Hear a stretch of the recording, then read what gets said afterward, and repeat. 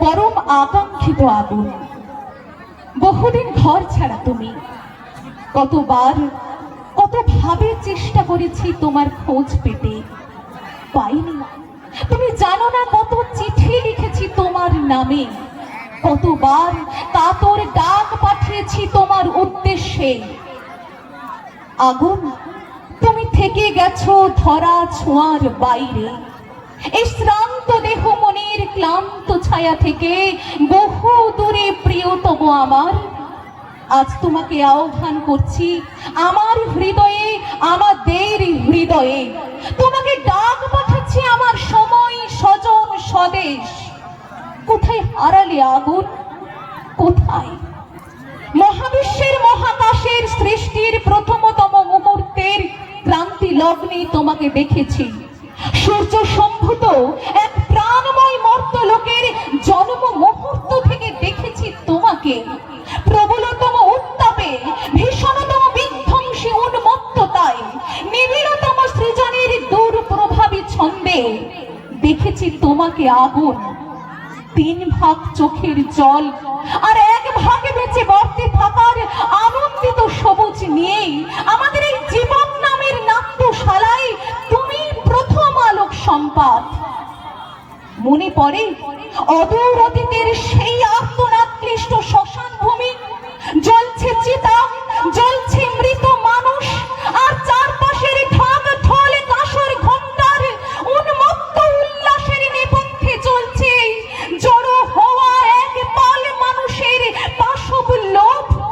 আর সেই নিদারুণ চিৎকারে আকাশ ফাটিয়ে জ্বলে উঠছে নিরীহ এক সদ্য বিধবার অনিচ্ছুক দেহ।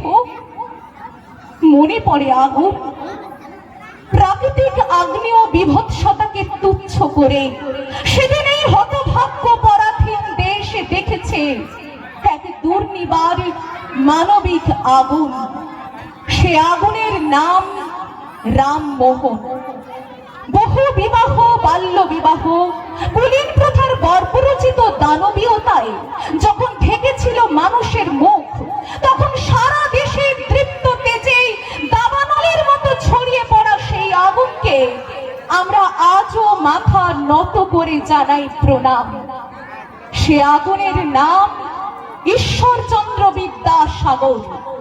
তোমাকে দেখেছি ঝাঁসি রানী লক্ষ্মীবাঈয়ের শোণিত পিপাসু তরবারির ঝলকে।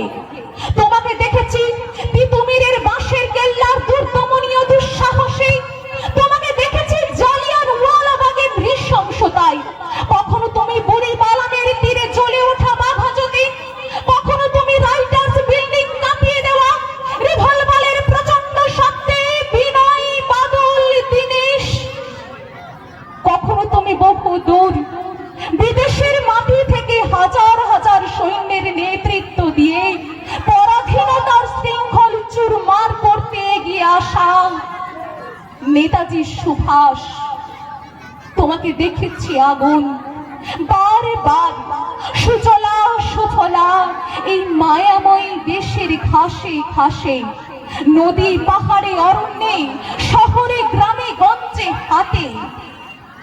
প্রিয় আমার, শিকাগোর বিশ্ব ধর্ম সম্মেলনে তুমি হিরণময়ী হয়ে উঠেছিলে স্বামী বিবেকানন্দের বিশ্বজয়ী বেশে।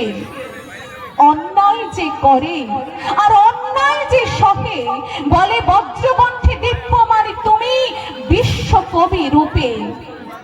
তোমাকে দেখেছি স্বাধীন মাটিতে, খাদ্যের দাবিতে গ্রাম শহরের গরিব মানুষের লাঠিগুলি বেয়োনেটের খাদ্যে পরিণত হওয়া মিছিলে।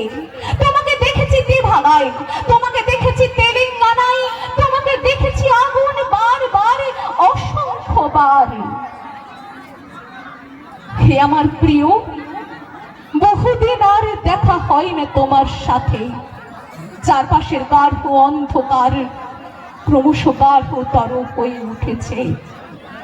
আমার সময়, আমার স্বজন, আমার স্বদেশ তোমায় খুঁজছে, ভীষণ ভাবে খুঁজছে। ফিরে এসো আগুন, ফিরে এসো, ফিরে এসো।